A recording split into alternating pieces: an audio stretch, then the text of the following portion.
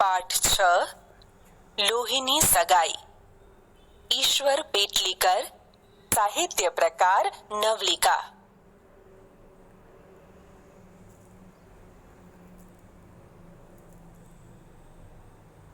વિદ્યાર્થી મિત્રો, દુનિયામાં તમને, મને, સૌને સૌથી વધુ ગમતી વ્યક્તિ વિશે થોડી વાતો કરીએ.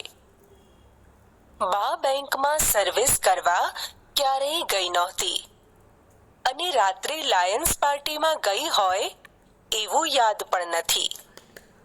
બા નવી નવી ડિશ શીખવા કુકિંગ ક્લાસમાં ગઈ નહોતી, છતાં ઇંગ્લિશ નામ ખડક્યા વગર એ થાળીમાં જે મૂકતી તે બધું જ અમૃત બની જતું. વિપિન પરીખ. ભગવાનને ભજતા મહેશ્વર આવી મળે, ભગવાનને ભજતા મહેશ્વર આવી મળે. મળે ન એક જ માં, કોઈ ઉપાય કાગડા. દુલાભાયા કાગ. ગંગાના નીર તો વધે ઘટે રે લોલ, સરખો એ પ્રેમનો પ્રવાહ રે. જનનીની જોડ સખી નહીં જડે રે લોલ. બોટાદકર. કવિ વિપિન પરીખ, કવિ દુલાભાયા કાગ અને કવિ બોટાદકરની કાવ્ય પંક્તિઓમાં માતાના પ્રેમનું મહિમાગાન થયું છે. જગતની સમગ્ર ભાષામાં માતા વિશેની કવિતાઓ મળી જ રહેવાની. એનું એકમાત્ર કારણ માતૃપ્રેમ છે. માતા પ્રેમ અને બલિદાનની મૂર્તિ છે.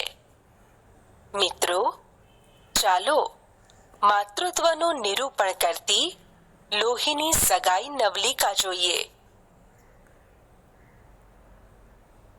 તેના લેખક છે ઈશ્વર પેટલીકર. તેમનો જન્મ 9/9/1916 ના રોજ અને તેમનું અવસાન 22/11/1983 ના રોજ થયું હતું. તેમણે જન્મટીપ, પાતાળ કૂવો, લાક્ષાગૃહ, ધરતીનો અવતાર વગેરે જેવી મહત્વની નવલકથાઓ લખી છે. તો પારસમણી, ચિનગારી, આકાશગંગા, કઠપૂતળી અને લોહીની સગાઈ જેવા સુપ્રસિદ્ધ નવલિકા સંગ્રહો લખ્યા છે. લોહીની સગાઈ પાઠ એમના લોહીની સગાઈ નવલિકા સંગ્રહમાંથી લેવામાં આવ્યો છે. તેનો સાહિત્ય પ્રકાર નવલિકા, ટૂંકી વાર્તા છે.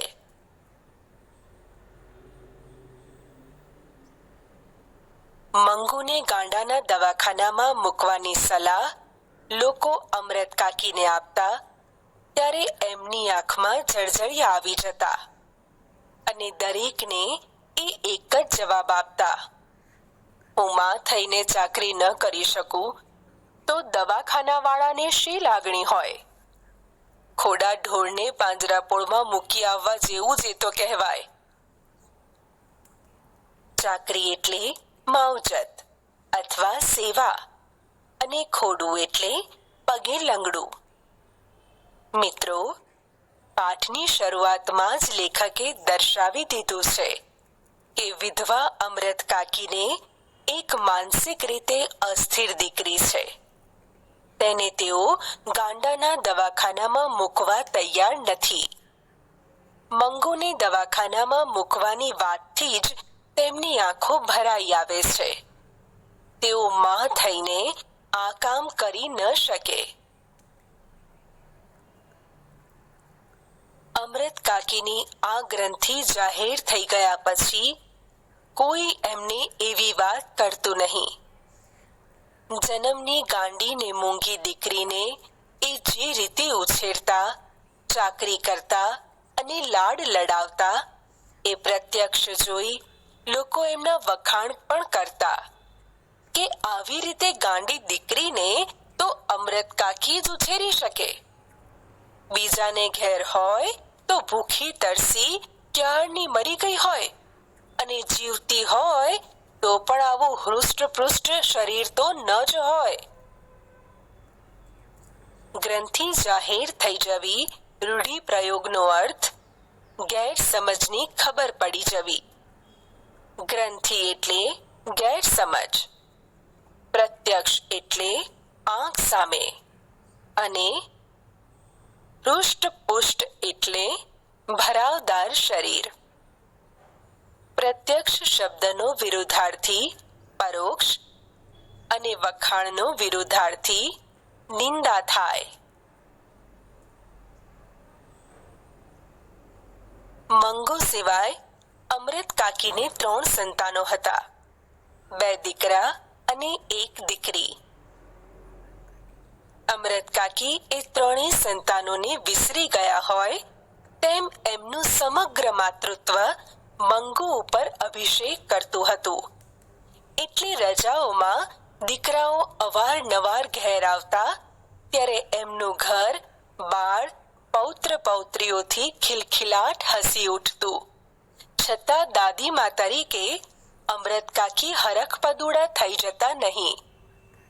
ભાગ્યે જ બાળકોને એ તેડા રમાડતા કે લાડ કરતા. અભિષેક કરવો રૂઢિપ્રયોગનો અર્થ જળથી સ્નાન કરાવવું અને હરખપદુડા થઈ જવું એટલે આનંદથી ગાંડા ઘેલા થઈ જવું થાય. દીકરો કે દીકરી મા બાપ માટે મૂડી ગણાય અને તેમના સંતાનો વ્યાજ ગણાય. મૂડી કરતા વ્યાજ વધારે વહાલું લાગે એમ દીકરાઓના સંતાનો માતા પિતાને વહાલા લાગે. પણ અમૃત કાકીના કિસ્સામાં એવું નહોતું. મંગુ પર જ પોતાના સઘળા પ્રેમનો અભિષેક તેઓ કરતા. પોતાના દીકરાના સંતાનોને ભાગ્યે જ રમાડતા.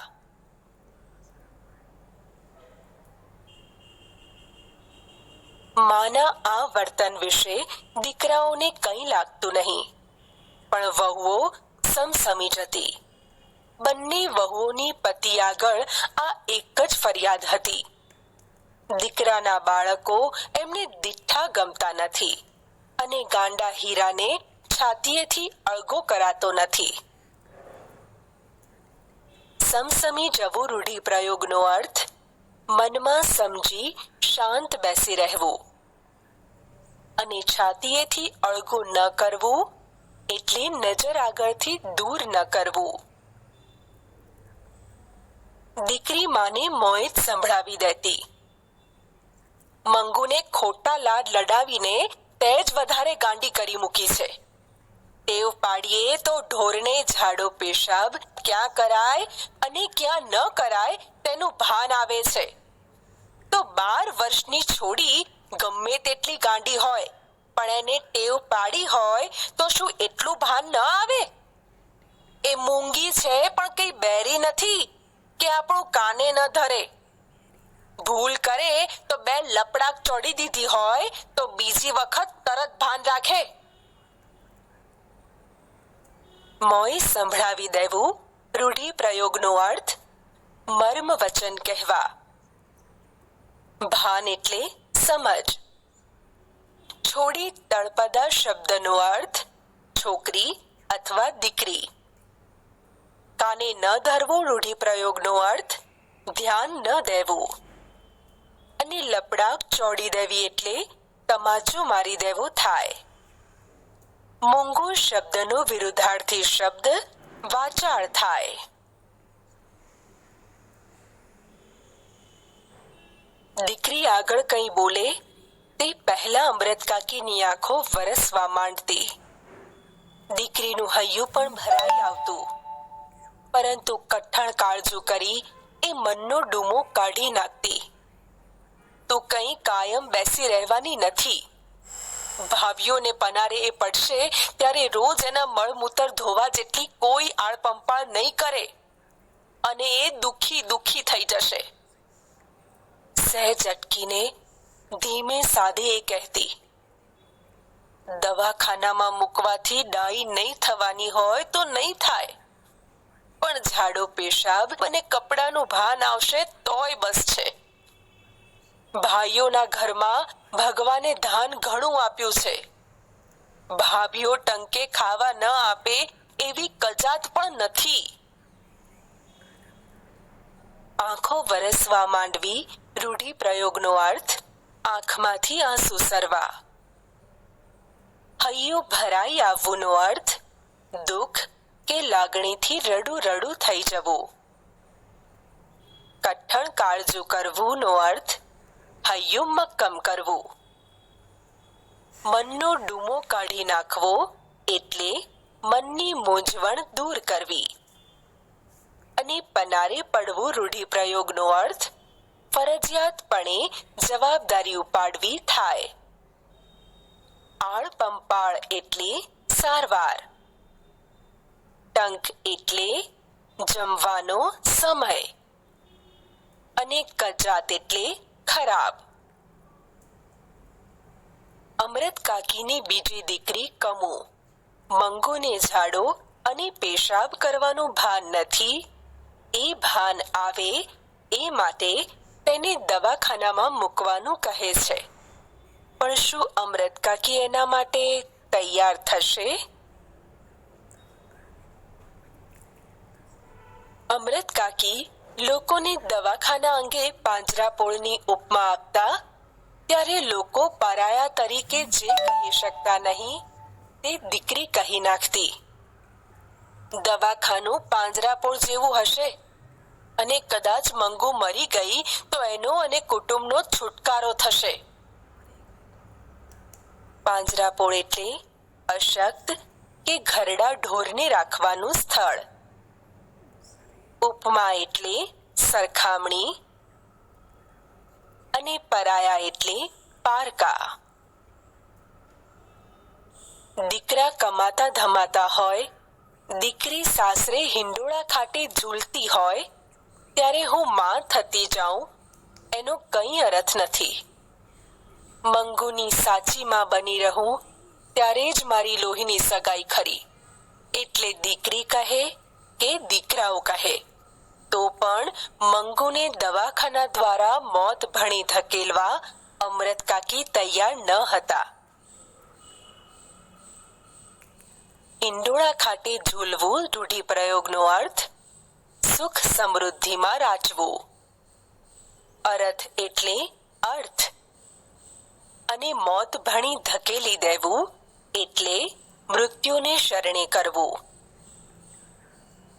પોતાના દીકરા અને દીકરી અમૃત કાકીને સમજાવે છે કે મંગુને ગાંડાના દવાખાનામાં મૂકવી. પરંતુ અમૃત કાકી વિચારે છે સંતાનો સુખી હોય, સ્વસ્થ હોય ત્યારે હું માં તરીકે તેમની સાથે રહું એમાં શું? ખરી માં તો એ છે જે સંતાનોના મુશ્કેલીના સમયમાં એમની સાથે રહે, પોતાની લોહીની સગાઈને જાળવી રાખે. ખરેખર મિત્રો, આવું માં જ વિચારી શકે.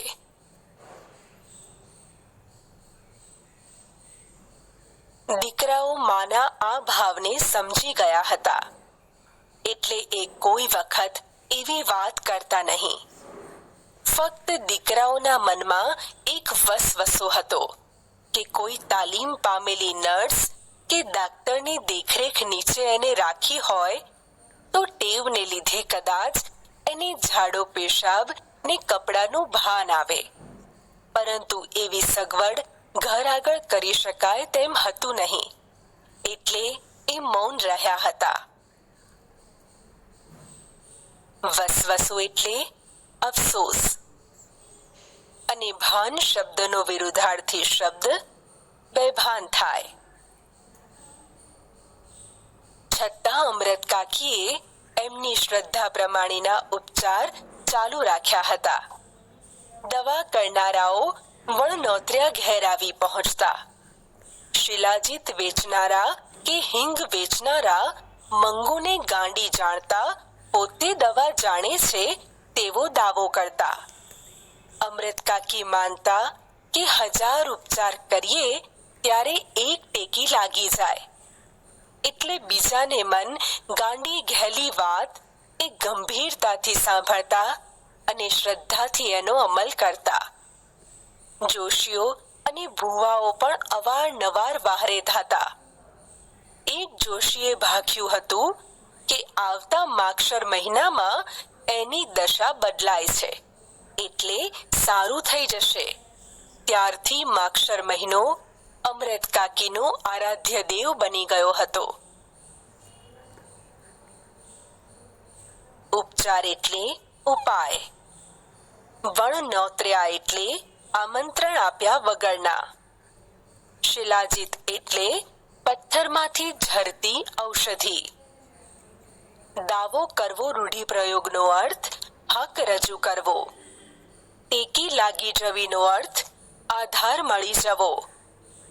બહારે ધાવુંનો અર્થ મદદે આવવું.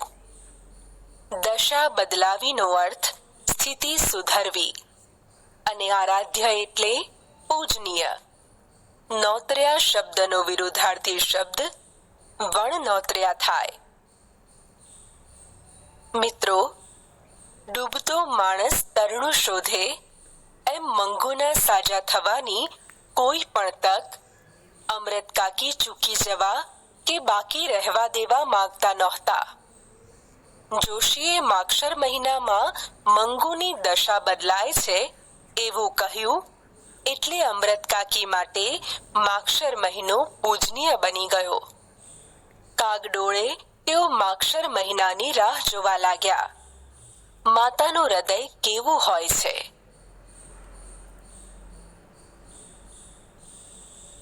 માગશર મહિને તાકડે મંગુને 14 વર્ષ પૂરા થઈ રહેતા હતા, એટલે કોઈ ડાહ્યું માણસ જે તરંગે ન ચડી જાય તેવા તરંગે અમૃત કાકી ચડી જતા. 14મું ઉતરતા કમુને પરણાવેલી. મંગુ ડાહી હોત તો આજે એના વિવાહનું પણ નક્કી થઈ ગયું હોત.